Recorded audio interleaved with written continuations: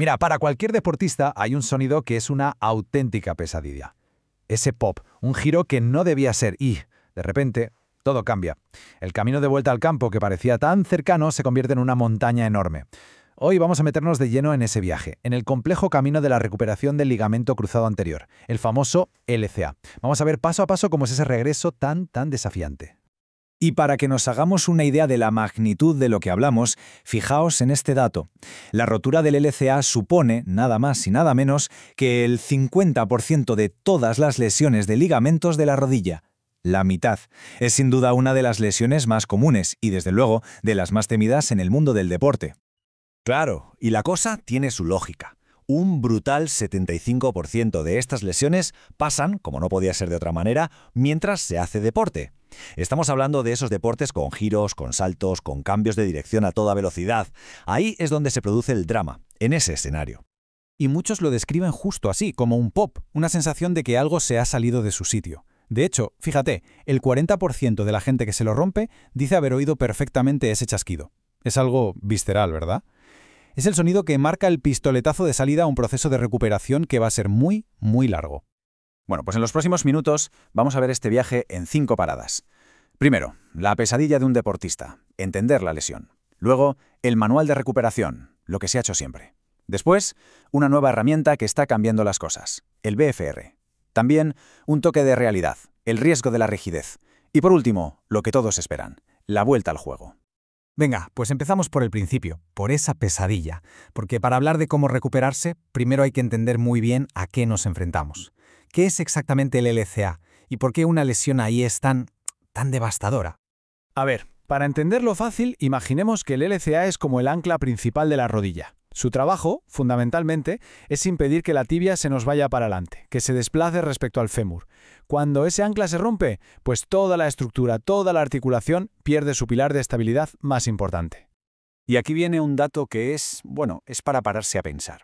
Fijaos en la urgencia de todo esto. Solo por la inflamación y por tener que inmovilizar la pierna, el cuádriceps puede llegar a perder hasta un 30% de su fuerza. ¿Y sabéis en cuánto tiempo? En los primeros 7 días, una semana. Es que el tiempo es literalmente oro desde el minuto 1. Vale, ya entendemos la lesión. Ahora, ¿cómo se arregla esto? Pues pasemos al manual de recuperación. Y que quede claro, el camino de vuelta no tiene atajos, es un proceso súper estructurado dividido en fases muy claras, lo que se conoce como el método tradicional. Esto es una maratón, no un sprint, eso por delante. Se empieza por lo más básico, controlar el dolor y la inflamación, el daño inicial. Después de la operación, el objetivo número 1 es recuperar la movilidad, que la rodilla se mueva. A partir de ahí, toca reconstruir el músculo, volver a tener fuerza. Y ya al final se entrena el cuerpo para volver a hacer los gestos del deporte. Como veis, una fase prepara el terreno para la que viene después. Y aquí es donde la cosa se pone un poco más técnica. En la fisio se habla mucho de 2 tipos de ejercicios, cadena cinética cerrada y abierta. ¿Qué significa esto? Pues muy fácil. La cerrada, la CCC, es cuando el pie está fijo en el suelo, como en una sentadilla. Estos son más seguros al principio porque dan mucha estabilidad. La abierta, la CCA, es con el pie al aire, como en la típica máquina de extensión de cuádriceps. Aíslan más el músculo, sí, pero también meten más tensión al nuevo ligamento, así que se dejan para más adelante. Pero, claro, la pregunta del millón es: ¿y si hubiera una forma de ganar fuerza más rápido, pero sin poner en riesgo la rodilla recién operada? Pues la hay. Y aquí es donde entra en escena una técnica bastante innovadora que está, como se suele decir, cambiando las reglas del juego.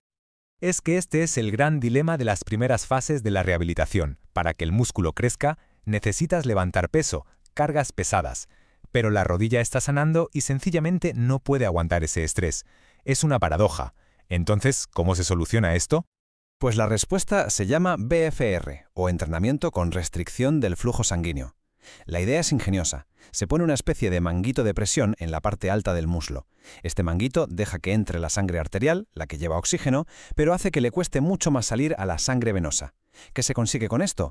Pues se crea un ambiente en el músculo con poco oxígeno, y al hacer ejercicio, aunque sea con muy poco peso, el cuerpo interpreta que está haciendo un esfuerzo brutal. Es como si engañáramos al músculo para que crezca. Y esta tabla lo explica de maravilla. Fijaos, con BFR se trabaja con cargas súper ligeras, del 20 o 30% de nuestro máximo. En un entrenamiento normal necesitaríamos más del 65%.